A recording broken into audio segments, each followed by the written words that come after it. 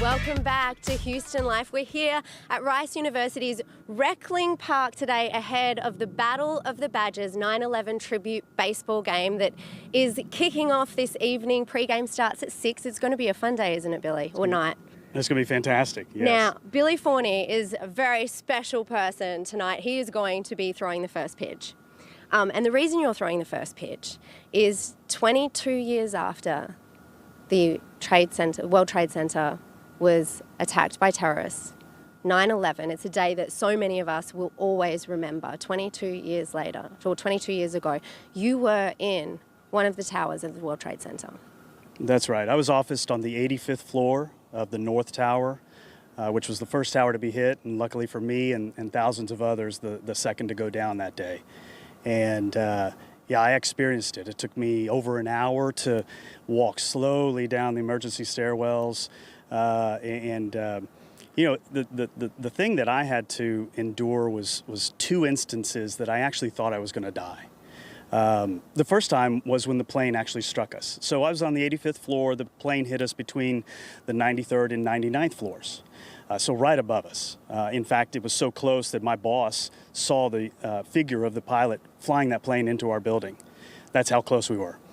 That was the first time. And then the second time was when we had made it down out of the emergency stairwell and we were down, firefighters, police, Port Authority personnel were directing us into the underground, which, as many people probably watching this remember, there was effectively a Galleria-like mall underground. So we were being led in a line underground in the mall, and a lady that my colleague Rob and I were assisting down the stairs had to stop, and we all three stopped together.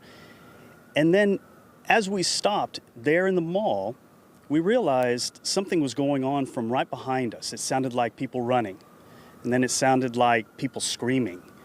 And then a whole bank of lights in that underground went off, and then the next three banks, and then the next thing we know, a maelstrom of fury, a tidal wave of incredible noise and sound. I remember the three of us fell to the ground. I balled up like a baby, clenching my teeth and closing my eyes because the noise was so loud. I was being pelted with shards of glass.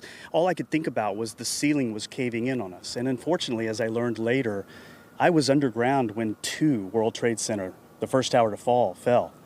And that's how close I was. That was the second time that day I actually thought I was going to die. It was pretty amazing, but I didn't. And I've lived, and now what I do is I try to talk to groups, big and small, private and public, and try to tell people my story. Because this is the thing, like listening to you tell your story, so many of us were watching those moments happen on television. And to hear what it was like for someone who was inside, because so many of us we couldn't imagine as we were watching, but it really has impacted so many of us. Now you say, because as much of us are, went through it, there is so many people, like young adults today who are 21, 22, they don't know what that day was like. And you say that it's so important that the memory doesn't get muddied. Yeah, I like to use the tag. Everybody nowadays says never forget, and a lot of people say always remember. So I've developed my own tagline, always remember to never forget. And because it is very important. It as time goes on, those wounds heal. And but they heal and the stories get muddied. And so for somebody like me, if I can tell what happened, what we saw, what we smelled, what we experienced inside, that helps to paint the true picture. Because and that is so important, and we're really so grateful for you to tell us today Absolutely. your short story and share it today on Houston Life. And of course, so we will always remember, never forget to always remember. Tonight there is a 9/11 tribute game happening, Battle of the Badgers. It is going to be a beautiful way to honour our first responders because, of course, there were nearly 3,000 people lost their lives, and amongst that 343 first responders. And so tonight there is going to be an amazing match on tonight. Battle of the Badgers, you can head down to Rice University's Reckling Park. You can watch Billy throw. Is this going to be the ball that you're going to throw? No, it's not. But that's okay. Oh, you're going to get a better ball. But yeah, that is going to happen. Pre-game starts at 6 and it's going to be amazing. Lifesavers Emergency Room is putting it on, so it should be fantastic. Thank you so much for sharing your story today on 9/11. Tessa, Derek, that was a big one. Yeah, Wow. I found myself holding my breath as he was describing that. I was like, okay, breathe, breathe. But the details are important, and so we're glad, but also is the healing, as he mentioned. So really powerful stuff, Mel, really powerful. Yeah, very nice. I could have listened to him speak for hours. So thank him so much for sharing his story. Acts of service, honoring our first responders. There are so many ways that we can mark this day, and that was a great reminder of what's important. All right, we'll take a quick break. We'll be right back.